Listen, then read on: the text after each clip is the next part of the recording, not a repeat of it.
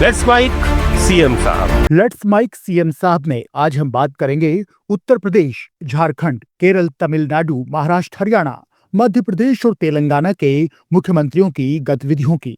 सबसे पहले बात यूपी की। उत्तर प्रदेश के मुख्यमंत्री योगी आदित्यनाथ ने राम मंदिर के निर्माण में आरएसएस की भूमिका की प्रशंसा की है। उन्होंने कहा कि आंदोलन सफलता की नई ऊंचाइयों तक तब पहुंचा जब राष्ट्रीय स्वयंसेवक संघ ने इसका नेतृत्व किया। उन्होंने कहा कि गुलामी का कलंक मिटा और भव्य राम मंदिर का मार्ग प्रशस्त हुआ। 500 वर्षों के इतिहास को जब हम देखते हैं, 500 वर्षों के इतिहास को जब हम देखते हैं, याद करिए 1526 से लेकर के 1528 से लेकर के 1992 तक और 1992 से लेकर के उसके उपरांत भी अयोध्या में हर 20-25 वर्ष के अंदर कोई ना कोई बड़ा संघर्ष राम भक्त करता था राम मंदिर को वापस लेने के लिए। लगातार संघर्ष करता रहा, कभी बैठा नहीं, रुका नहीं, झुका नहीं। उसने सत्ता की परवाह नहीं की, उसने दमन की परवाह नहीं की, उसने गोलियों और लाठियों की परवाह नहीं की। वो लड़ता रहा और उस संघर्ष का परिणाम हमारे सामने था।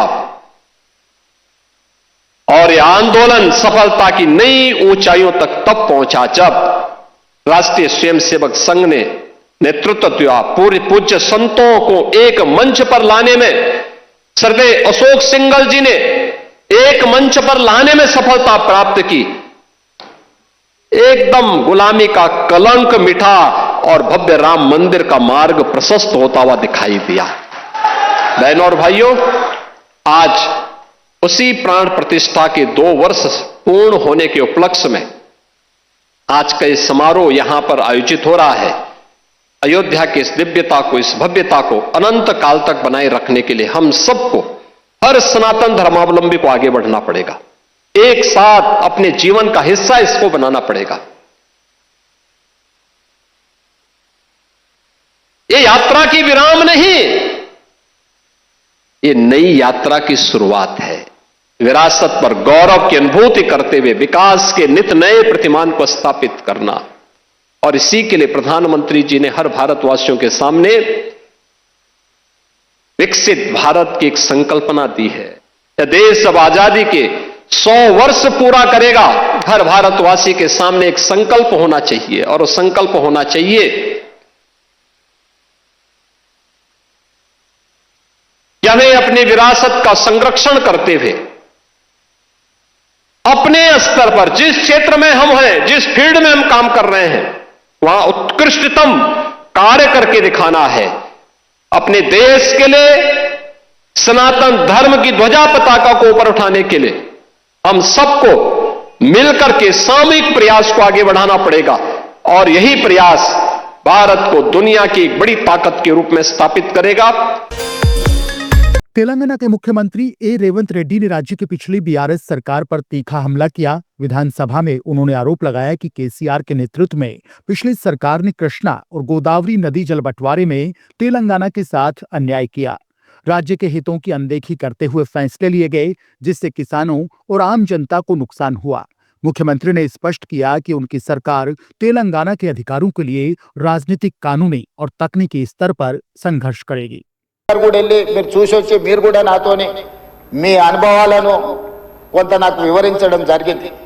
అంటే ప్రపంచ స్థాయి గుర్తింపు పొందిన నగరాలలో నదీ పరివాహక ప్రాంతాలను కాపాడుకోవడమే కాకుండా, ప్రక్షాళన చేయడమే కాకుండా వ్యాపార కేంద్రాలుగా మార్చి ఆ రాష్ట్రము, ఆ దేశం యొక్క ఆర్థిక వ్యవస్థను బలోపేతం చేసుకోవడానికి ప్రపంచ దేశాలు పోటీ పడుతున్నాయి.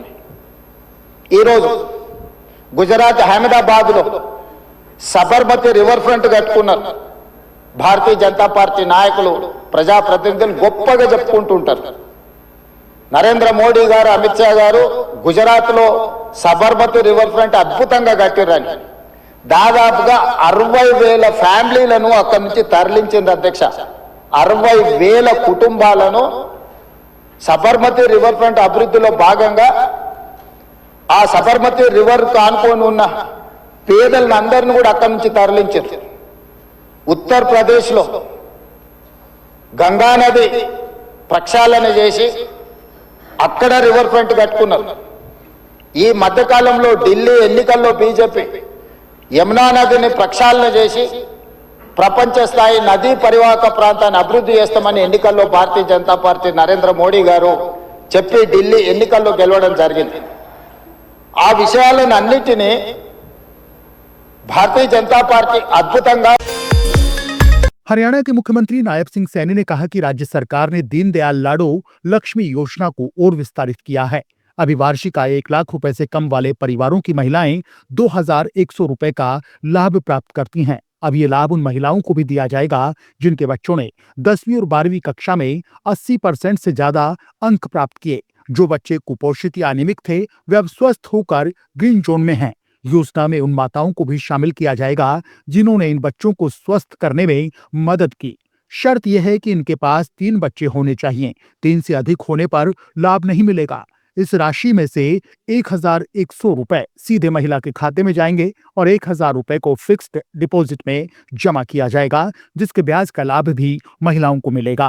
ग्राम पंचायत लाभार्थियों की सूची बनाएगी और किसी को छूटने पर जोड़ा जाएगा। इस विजन को लागू करते हुए आज की बैठक में ह्यूमन कैपिटल को ध्यान में रखते हुए एक बड़ा निर्णय वो कैबिनेट ने लिया है। राज्य सरकार द्वारा बहनों बेटियों के लिए शुरू की गई दीनदयाल लाडो लक्ष्मी योजना का आज विस्तार किया गया है। इसी कड़ी में सामाजिक विकास के साथ जोड़ते हुए दीनदयाल लाडो लक्ष्मी योजना में कुछ नई श्रेणियों को आज इसमें जोड़ा गया है। वर्तमान में जिन परिवारों की वार्षिक आय 1 लाख रुपए से कम है, उन परिवारों की महिलाओं को हमने जो बात कही थी 2100 रुपए का लाभ दिया जा रहा है।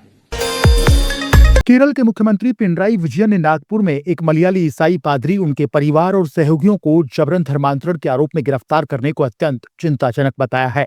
विजयन ने कहा कि यह उस चिंताजनक पैटर्न का हिस्सा है जिसे संघ परिवार द्वारा अपनाया गया है, जिसमें अल्पसंख्यकों को निशाना बनाकर समाज में ध्रुवीकरण बढ़ाया जाता है।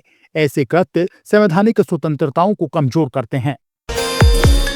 तमिलनाडु के मुख्यमंत्री एम.के. स्टालिन ने जाति और धर्म आधारित भेदभाव के खिलाफ एक नया समानता अभियान शुरू किया है। स्टालिन ने कहा कि इसका उद्देश्य समाज में जागरूकता बढ़ाना, भेदभाव दूर करना और समाधान की दिशा में कदम बढ़ाना है। उन्होंने वीडियो में अपने विचार साझा करते हुए बताया कि यह अभियान समाज में समानता, भाईचारा और एकता को बढ़ावा देगा। இளைஞர்களுக்கு நல்வழி காட்டிட, அதுவும் இளைஞர்களோட ஒன்று சேர்ந்து இந்த சமத்துவ நடைபயணத்தை தொடங்குகிற அண்ணன் வைகோ அவர்களுக்கு என்னுடைய வாழ்த்துக்கள், பாராட்டுக்கள். இளைஞர்களுடைய எதிர்காலத்தை சீரழிக்கக்கூடிய போதைப் பொருட்களை நாம நிச்சயமாக ஒழிக்கணும். அதுல எந்த கருத்து மாறுபாடும் வேறுபாடும் கிடையாது. போதையின் பாதையிலிருந்து இளைஞர்களை காக்கணும். அதற்காக அரசு பல்வேறு நடவடிக்கைகளை எடுத்துக்கிட்டு இருக்கு. தமிழ்நாடு அரசோட துறைகள், ஒன்றிய அரசின் துறைகளோட அண்டை மாநில காவல்துறையினரோடு முழு ஒத்துழைப்பையும் கொடுத்து செயல்பட்டு வருகிறது என்பதை நான் தெரிவிக்க கடமைப்பட்டிருக்கிறேன். போதைப் பொருட்களுடைய பழக்கம் என்பது மிகப்பெரிய நெட்வொர்க். அந்த நெட்வொர்க்கை அழிக்க மாநில அரசுகளும் ஒன்றிய அரசும் இணைஞ்சு செயல்படணும். ஏராளமான போதை வஸ்துகள் நாட்டுக்குள்ள வருது. அதிகப்படியான போதைப் பொருட்கள் எந்தெந்த துறைமுகங்கள் வழியா நாட்டுக்குள்ள நுழையுதுன்னு நாம செய்திகள்ல பாக்குறோம், படிக்கிறோம். இந்த நுழைவு வாய்களை நாம அடைச்சாகணும். நாட்டோட எல்லைக்குள்ள போதைப் பொருட்கள் வர்றதையும் மாநிலம் விட்டு மாநிலம் கடத்தப்படுவதையும் ஒன்றிய அரசின் முகமைகள் தீவிரமாக கண்காட்சி தடுக்கணும். அதுக்கு எல்லா மாநில அரசுகளும் தேவையான எல்லா ஒத்துழைப்பையும் கொடுக்கணும். இன்னைக்கு நாட்டில் நிலவக்கூடிய முக்கியமான பிரச்சனை என்றால் அது சாதி மத மோதல்கள் தான். ஒன்றிய அமைச்சர் உள்ளிட்ட பொறுப்பில் இருக்கக்கூடிய பதவிகள் இருக்கக்கூடியவங்களை இப்ப வெறுப்பு பேச்சுக்களை பேசியும் இரு பிரிவினருக்கிடையே மோதலை தூண்டுகிற விதமாக செயல்படுவதை பார்க்கிறோம். தனிப்பட்ட முறையிலான நம்முடைய கொள்கைகளுக்கு நம்ம இந்திய நாட்டை ஒருமைப்பாட்டை அமைதியை சீர்குலைக்கக்கூடிய நாசகார வேலையை அவங்க ஈடுபட்டு இருக்காங்க. இப்போ அண்மையில் இந்த கிறிஸ்துமஸ் விழா நடந்துச்சு. அந்த சமயத்தில் सीएम साहब ने आज इतना ही। जुड़े रहिए लेट्स माइक के साथ।